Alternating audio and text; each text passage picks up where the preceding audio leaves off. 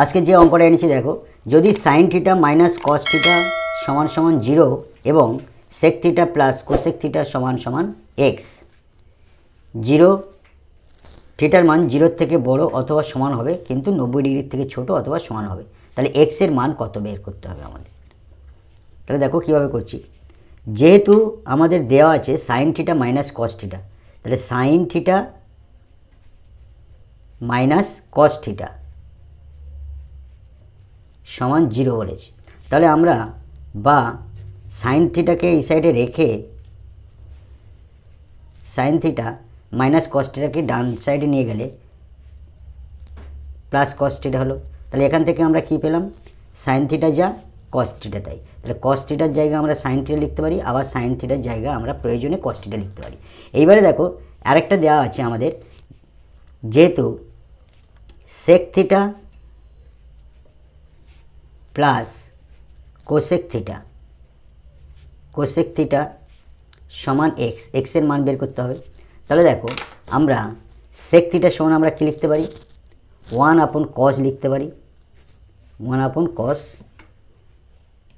Theta.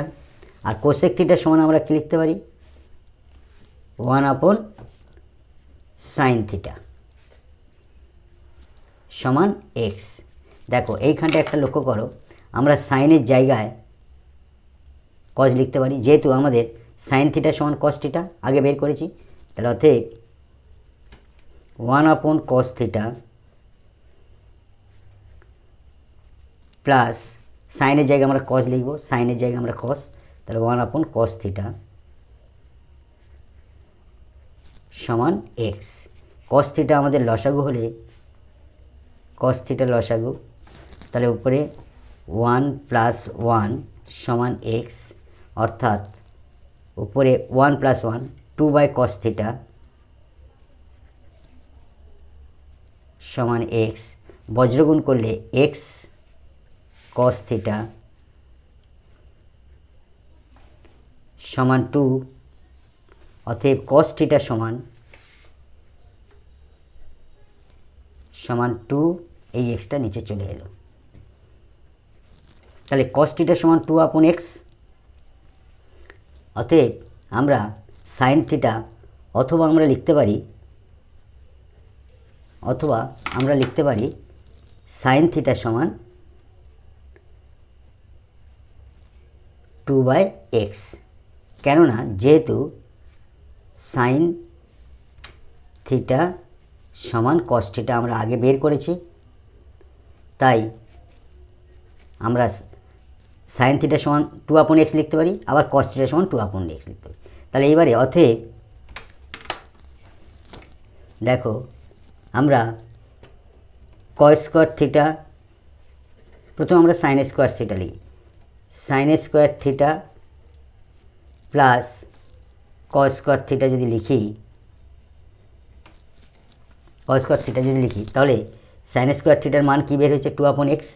তাহলে 2/x লিখব আমরা, লিখে স্কোয়ার দেব, প্লাস cos স্কয়ার থিটা সমান 2/x, তাহলে 2/x লিখব আমরা, স্কোয়ার লিখব,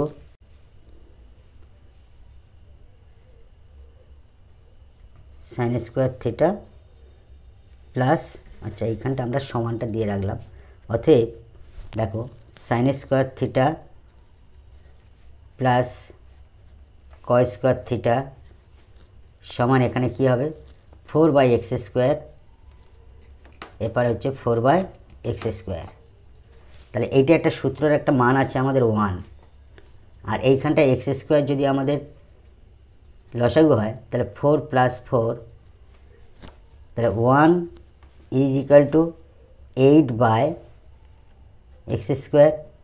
এটা ক্রস গুণ করলে x² সমান 8, অতএব x সমান √8, অতএব x সমান আমাদের রুটের ভিতরে 4 থাকছে আর 2 থাকছে, অতএব একটু ছোট জায়গা হয়ে গেছে, x এর মান 4-এর বর্গমূল হচ্ছে 2 আর 2 রুট ভিতরে পড়ে থাকলো। It will be answer. Thank you.